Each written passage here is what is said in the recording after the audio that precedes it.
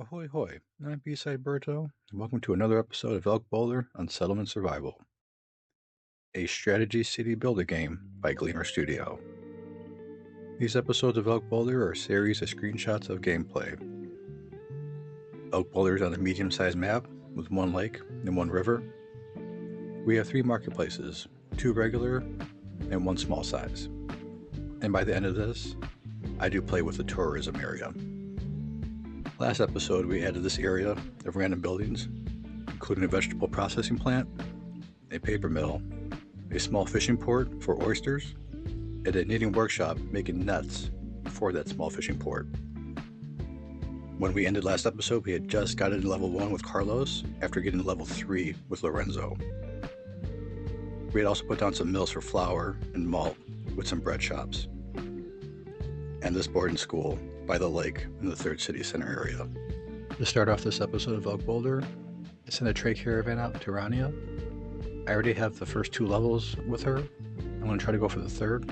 So this trade caravan is for ink and paper. And throughout this build, I continue to add bedding sets and building kits to homes. The bedding sets reduce fuel consumption, and the building kits make the homes stable for an earthquake. Last episode, I got the warehouse technology and threw a few of them down. They are now finishing up being built. Our merchant ship goes through, and with the 40% inventory I have, I was able to get 670 steak and some handbags. The first technology point of this episode I use on barbecue for the barbecue house. A trailer merchant goes through, and I'm able to get rid of some bricks for about 800 coins. The trade caravan where ink and paper came back, so I sent another one out, get rid of sugar and glass for more paper and a handful of items. With the ink and paper we just got back from the trade route, I'm going to put in for new employees in a handful of buildings. So 50 paper and 50 ink can get you a new employee bonus. So I put an extra employee or an extra laborer in the mill. I put an extra one in the smithy, making hardwood tools, because I want to get to the point where I can trade these. And I also put one in the paper mill, so I can get an extra worker there to make more paper. Next technology point, I use in a large trading post. And it fits perfectly well here on top of the third city center. And when it finally gets built, I send the trade caravan out, still to Rania. The max weight on this one is 3480. So I just get rid of something I have a lot of, in this case peas, or butter. I'm going to use the butter in the barbecue house I put down. On the first trading post, a small one, I get rid of a handful of items for more paper and more ink. A merchant ship comes through, and I'm able to get 7 scarecrows out of it. All these scarecrows go straight to my date orchards. 25 immigrants come and I refuse them. Like last episode, I refused all immigrants coming through. My barbecue house I had next to the large trading post. I originally started with buffalo jerky because it was just meat and salt. But now that I have butter and inventory, I switched it to steak. The large trading post, I had to send another caravan out to Rania. This time I'm trying to hardwood lumber and ore have a weight to it, so you can't max out. Like the same way I would did peas, I got 3480 out of peas. Here I'm only getting 696 is my max with the lumber, and I continue getting more butter, about 370 of it. I spent the next technology point on a transfer station. Transfer stations will get items and then deliver them to other warehouses outside of a designated circle. So I put one by my industrial zone, one on top by my textile area, one left in my original city center, Old Town, by the hardwood forest farm. And I put another one down by my orchards, my date orchards and my coffee orchards.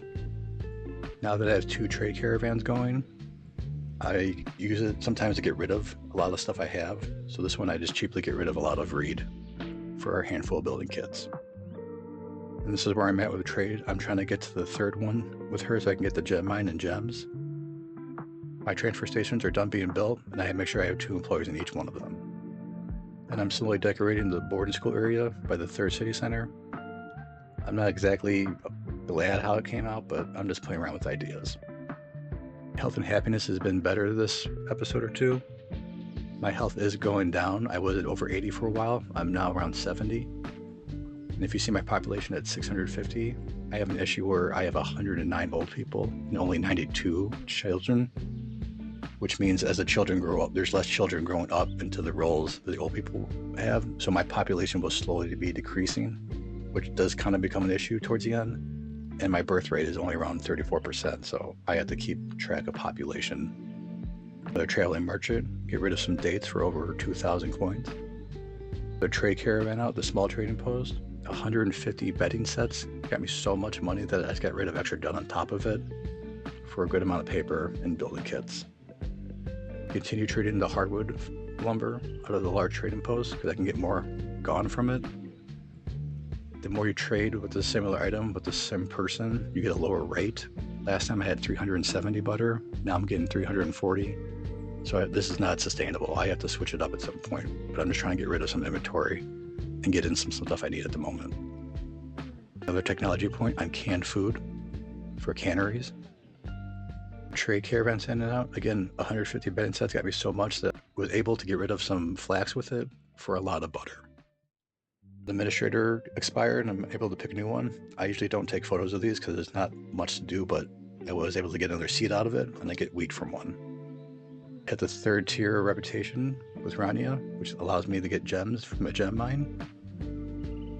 Merchant ship goes through, and with about 50% of inventory, I'm able to get 2,500 bottles and some rough clothes. Another technology point, I'm using a leatherware, so I can get a leatherware hut, making leather shoes and handbags. Elk Boulder did go through a level 1 snowstorm. This one wasn't too bad. I just made sure not to send anyone out while it was happening. When the snowstorm cleared, I put down another mill, this time a water mill, making flour. My bread shops kept using the flour faster than it could be produced, so I put this down to make sure flour is constantly being put through. And now that flour is getting more balanced out with being steady in my inventory, I do throw down a 3rd bread shop. As you can look up top, my laborers have gone down to the dozens. At one point I was at 160. Last episode I went down to 90. And with so much buildings being built and the population being out of whack, I'm now down to 14. Last episode I had 1 winery making beer, and after I finish this one I have 3, one making beer, whiskey, and anisette.